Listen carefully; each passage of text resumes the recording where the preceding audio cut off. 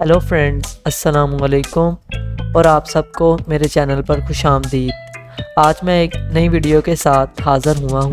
आपको पता है कि मैं आपकी हेल्दी लाइफ की हेल्प के लिए आपको टिप्स और रेमेडीज़ बताता हूँ।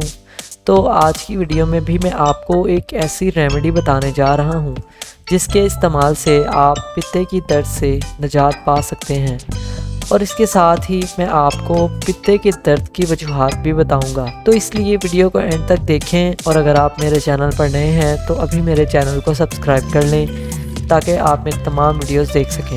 पित्ता सीने की राइट साइड की जो पसली है, राइट रेप्स, इसके बिल्कुल सेंटर में 1 इंच नीचे होता है, और इस जगह पर जब दर्द होता है तो इसे पित्ते का दर्द कहते हैं। अब इसकी वजूहात क्या होती हैं ये भी जान लें।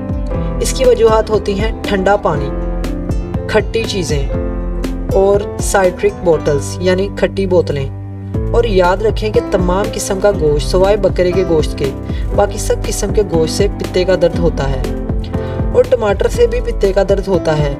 टमाटर की तो पित्ते से दुश्मनी है। अक्सर लोग तो टमाटर का सालन भी बनाकर खाते हैं। खुदा के लिए ऐसा ना करें। टमाटर तो ऐसा पित्ते का दर्द देता है कि नानी याद आ जाती है। लिहाजा ऐसा ना करें, बस हल्का सा टमाटर का टच सालन में दें और ज़्यादातर टमाटर से गुरेज करें। ये पित्ते की दर्द की वजूहात हैं। अगर आप ये सब काम करेंगे तो पित्ते का दर्द होगा। अगर आप इन सब चीज़ों को बंद करें तो पित्ते के दर्द से निजात पाने की राह आसान हो जाएगी।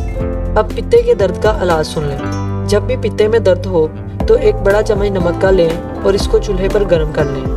जब नमक गर्म हो जाए तो इसको एक कॉटन के कपड़े में बांध लें और फिर इससे पित्ते पर 5 से 6 मिनट तक टकोर करें। इंशाल्लाह आपका पित्ते का दर्द दूर हो जाएगा, और वो तमाम अलामात जो उल्टी आ रही थी, घबराहट हो रही थी और मौत का खौफ आ रहा था, वो भी ख़त्म हो जाएगा।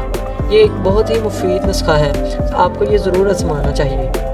लेकिन अगर आप लोग कोई दूसरा नरम तरीका इस्तेमाल करना चाहते हैं तो सरसों का तेल और नमक दोनों को मिलाकर गर्म कर लें और फिर मालिश करें, और कोई कंबल वगैरह से गर्माइश दें। आधे घंटे तक इसकी हीट टेम्परेचर से भी दर्द ख़त्म हो जाएगा।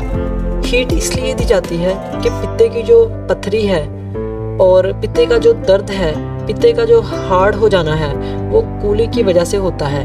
यहाँ पर जो एसिड दाखिल होता है वो कूलिंग लेवल को यूज़ करता हुआ, इस्तेमाल करता हुआ बर्फ़ की तरह हार्ड हो जाता है, फ्रीज़ हो जाता है। अब जैसे एक गुब्बारे में बर्फ़ हो तो इसको हम पिघला कर ही बाहर निकाल सकते हैं। कहते हैं पित्ते की पथरी निकलती है, पथरी नहीं निकलती और ना ही निकाली जा सकती है। इसको पिघलाया जाता है। जब आप इसको पिघलाते हैं तो आपकी दर्द ख़त्म हो जाती है।